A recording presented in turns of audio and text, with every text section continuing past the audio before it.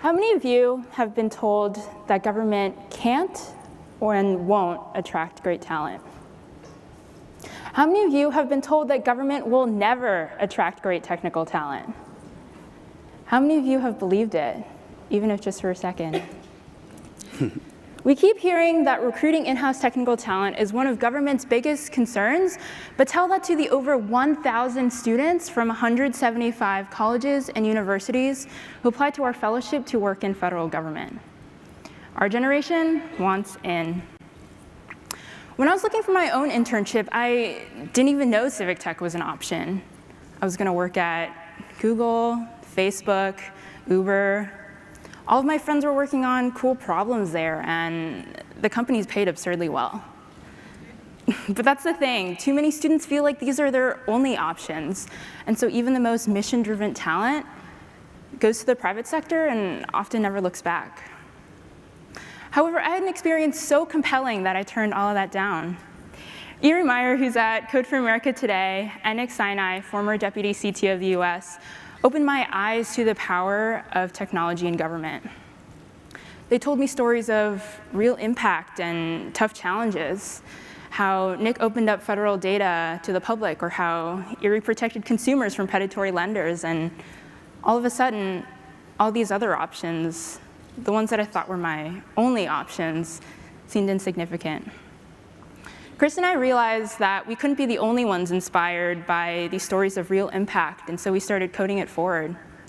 Ever since, we've been opening doors that others have opened for us, showing students that technology in government is sexy, challenging, and most importantly, impactful beyond compare. And so we created the Civic Digital Fellowship, an engineering, product, and design internship program created for students, by students, partnered with the federal government. And just next week, 37 talented students from across the country are going to roll up their sleeves and get to work at 6 federal agencies.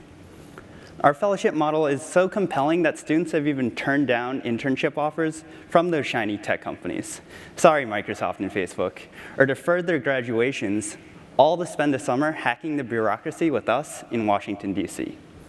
And the fellowship connects students with mentors, their own Eries and Nicks, in a sense, from across the federal civic tech space, from Defense Digital Service in the bowels of the Pentagon to nonprofits working to improve civic engagement. And at the end of the day, fellows are working on projects that will touch the lives of every American, instead of working on projects like Uber for dog walking. And throughout this whole process, we're seeing just how much public service means to our peers. And applying to the Civic Digital Fellowship, over 1,000 students have raised their hands to say, public service meaningful to me, and I'm ready to step up and serve.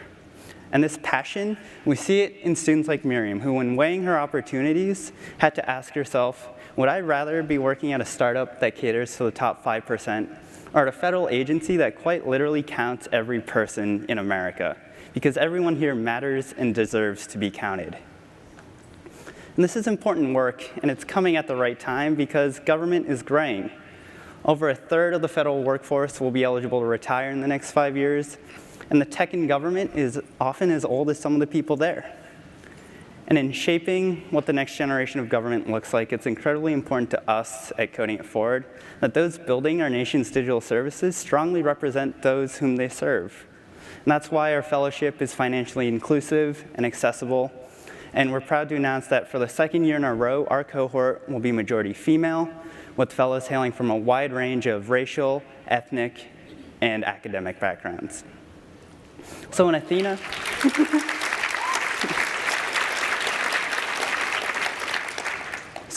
and I graduate from college in a couple of years, we'll be entering into a workforce where technology is simply expected to work. That's why we're going to refuse to stand for the status quo where government continues to lose trust and credibility simply because of bad technology. So our generation is here because we envision a world where civic tech and public service is aspirational. It's the gold standard, that bar to strive for, because we know there's simply too much at stake for us and our peers to stay on the sidelines. And after all, if our nation's top law students all aspire to use their skills to serve the public good as clerks for the Supreme Court, why can't the same be true for technologists in civic tech? The next generation, our generation, is ready to join the fight, but it's going to be a tough road to navigate. We're going to need help as we're told we can't use Slack or we encounter COBOL for the first time. Think about what you can do to help grow and sustain this movement.